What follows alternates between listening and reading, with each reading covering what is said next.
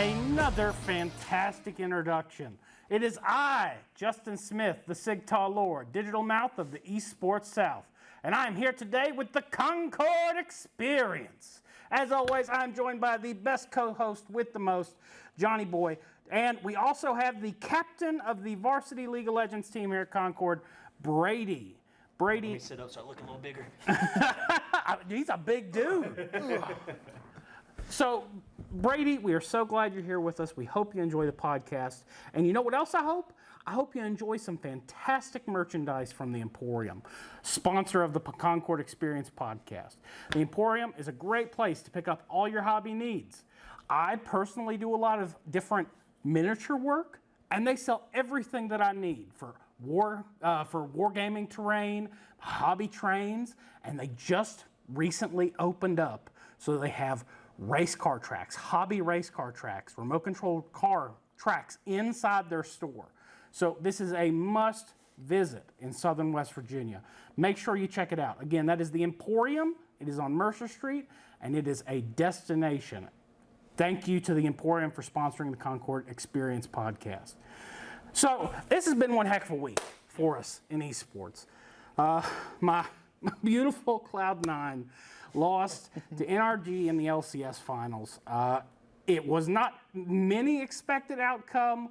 I personally, I want the best for North American League of Legends, but I'm sad that they lost.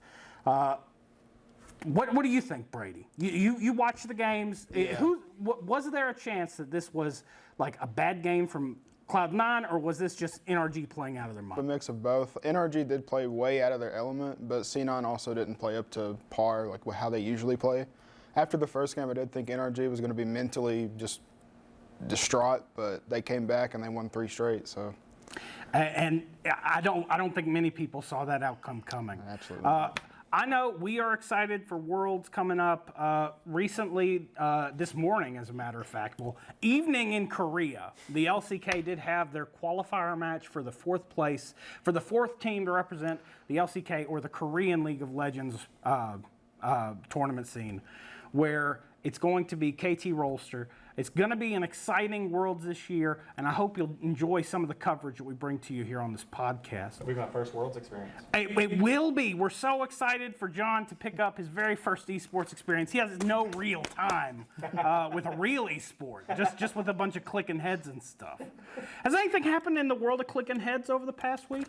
Just today, Florida Mutineers and the CDL just announced their rebranding with Heretics is either partner or co-owning or completely bought out the Florida roster spot. So Heretics, which was a staple in CWL around the Spanish team. Yep. Yeah. So they just announced they were officially Miami Heretics now. So the Florida Mutineers branding is completely gone and just the Miami Heretics. Yeah. You think you would have took the opportunity to arguably have one of the most Hispanically cultural dominated areas to do more than just a heretic? I think that's a branding opportunity they missed out on. Well, I mean, I can't say anything because Optics is literally, like past years it was Optic Chicago and now it's Optic Texas. So Optic's always been in their name, and FaZe is Atlanta FaZe. So the parent org traditionally just gets a city in front of it or after it. So what do you think was the decision making for the CDL? Because I don't know this. Why are they allowed to do that? And then you look at the OWL and it's like Cloud9 have to be the Spitfire. I honestly don't know. I would say probably because the CDL had already established orgs, or their names are already established in like COD Legacy. So just because of the names and the viewerships or numbers that those names can pull, they want to keep some names the same so they can. Well, I'm glad that paid off, and the OWL and CWL are some of the most watched esport.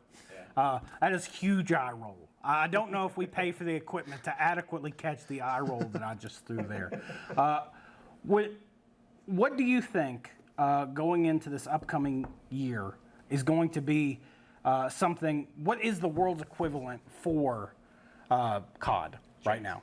Champs, and that is when? That's the last tournament of the year. That's so in CDL format there are 4 or 5. I don't know the exact number anymore, but it's traditionally 4 or 5 tournaments throughout the time span of that season, and it's one tournament a month. They do weekend qualifiers beforehand, so there's weekends or qualifiers every weekend, and there's one tournament a month. And champs is the end goal of all your tournaments, and qualifiers give you your placement for champs, and only the top 8 out of the 12 qualify.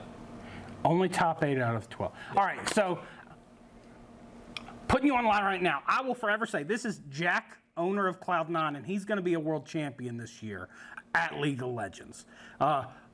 4 champs, 4 COD. Who's taking it all? Optic. John is going to win all of the Call of Duty. We're not going to call it Call of Duty. We're going to call it Hung Up a Duty because the call will be over. Not Optic for sure. I've only cheered for one team since I started competitive COD back in Black Ops 2, MW3. Or so MW3 first, then Black Ops 2, and that's been my team ever since. So I will never hear another team out of my mouth. Brady, what's the best COD team of all time?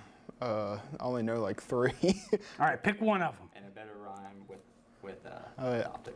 Because so many words rhyme with Optic. It's one of the most underutilized rhyming words. Yeah, just don't say what Then, we get called in chat if we lose. Didn't the 100 Thieves have a team?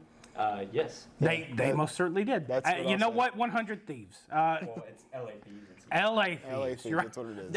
I would really have hate for them to not be able to understand what I was talking about by me calling them 100 Thieves. So to all 3 of you LA Thieves out there, I want to apologize to the fan They base. actually have a lot of fans because they in Vanguard they won the World Championship, which was only 2 years ago. Wow. So they've been irrelevant for 2 years. Well, they just got in. They weren't an original team. Oh, That's why they're so the they best. weren't even important until recently. Okay. Well, I wish 100 Thieves, LA Thieves, or whatever prefix you want to put on those despicable players. I wish them the best in their run this year. Is it because you don't really care for their league team? I absolutely despise their League of Legends team. Closer is a trash tier player. That's crazy. He had a Maybe this bad year. year, and he's going to have another one. That's crazy. That's not a hot take. That's a hot take. facts, baby. Crazy. So, John, I think that one of the most important events in Concord Esports history is going to happen this weekend. That is the Coal Pit Classic. Folks, I cannot stress to you enough, if you are not on board, if you don't have your tickets bought right now for the Coal Pit Classic, hop on our social media. At Twitter, it's at Esports Concord. Look for the post where daily we've been posting the link.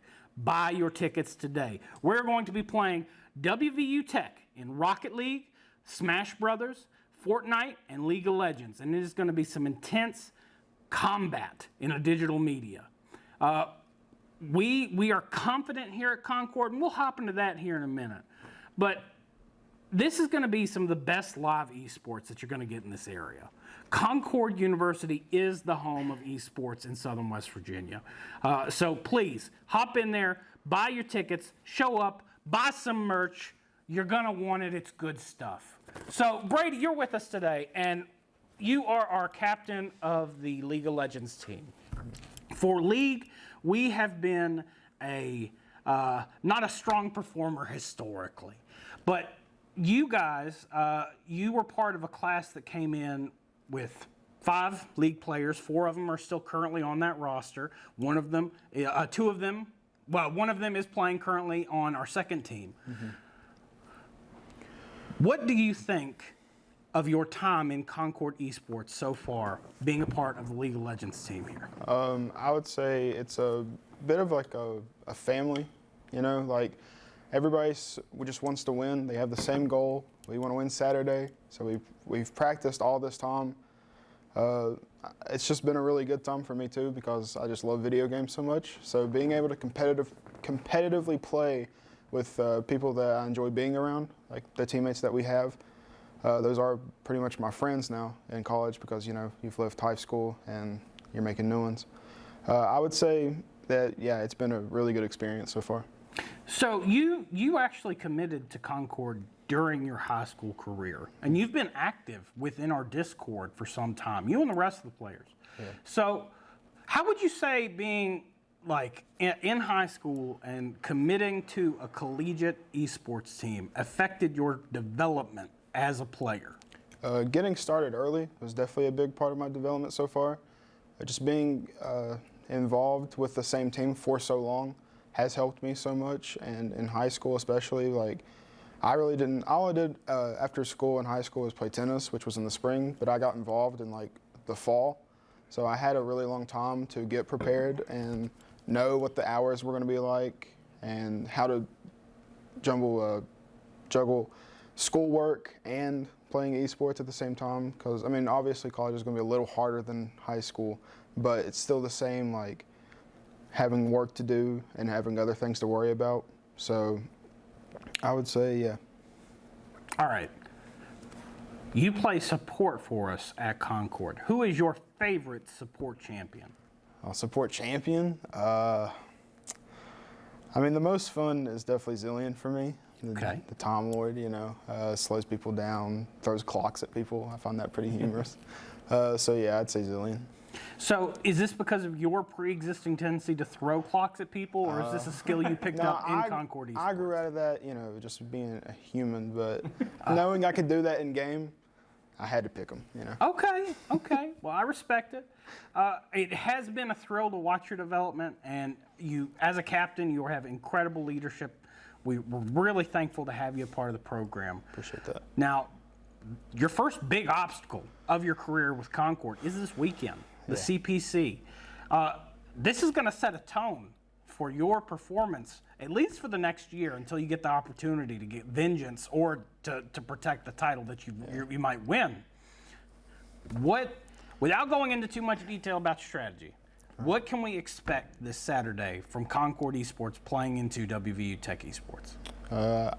You can expect a stomp, I'll be honest. I don't think that there's a chance with the players that we have this season, how connected we are and the synergy that we have. I don't really know if a team that like WV Tech, now granted we haven't really seen much from them, but we know they played a little bit last year. We've seen some VODs and whatnot, but I just feel like we're so connected and we are at a higher rank that it shouldn't really be that close. There's no reason for us to lose. I really hope that plays through. Now, I do have some follow-up questions. You say you don't know much about WVU Tech, correct? Their mascot is the Golden Bear. So if we were to evaluate their org based off of your knowledge of bears, can you name 8 species of bear that exist on this planet? God, a grizzly bear. Okay. A black bear. All right. A brown bear. Yogi Bear. Yogi, yeah, the underrated bear. A polar bear, that's it. You didn't count to 8. No, That's going to be some points. True or false? Bears are the second largest land mammals in the northern hemisphere. What? I guess, no, it's false. That is correct. They are the largest. Bears are omnivores. Yeah, probably. Yeah, probably. Well, they don't only eat meat. Is that what you're saying? That would be what an omnivore is. I hope you're not paying too much for that degree. Oh yeah, okay. So then, yeah, they're omnivores. Okay, all right, good. Got it. Bears give birth to litters of 1 to 4 cubs. Yeah, probably. So a bear that birthed the maximum amount of cubs could run a Call of Duty roster. Just know that there is a universe where that's happened. Polar bears are the most endangered bear species. Yeah, probably. No, that is the golden bear. Oh, shoot. Giant pandas are also endangered, but their numbers are increasing thanks to conservation efforts. What does it say it again? Sorry, we're just don't. It's okay. You were being rude, so we'll move on to the next question because I don't repeat myself. All right. What is the smallest bear species? Koala bear. Yeah. Koala bear. Koala isn't even a bear. That is just raw misinformation. And we don't do that here. That's a trick question. The sloth bear is the smallest sloth. species of bear. Okay. And this is the absolute last question. What is going to happen to the Bears on 8/26 at the Coal Pit Classic? They're going to get dominated. We're going to put them back on the endangered list. Well, folks, again, this has been the Concord Experience. I am Justin Smith, the digital mouth of the Esports South. And I want to invite you to check out the Emporium. Make sure you take a look at our merch. Hop on our social media and follow us. But most importantly, I want you to have a good day. Y'all take care.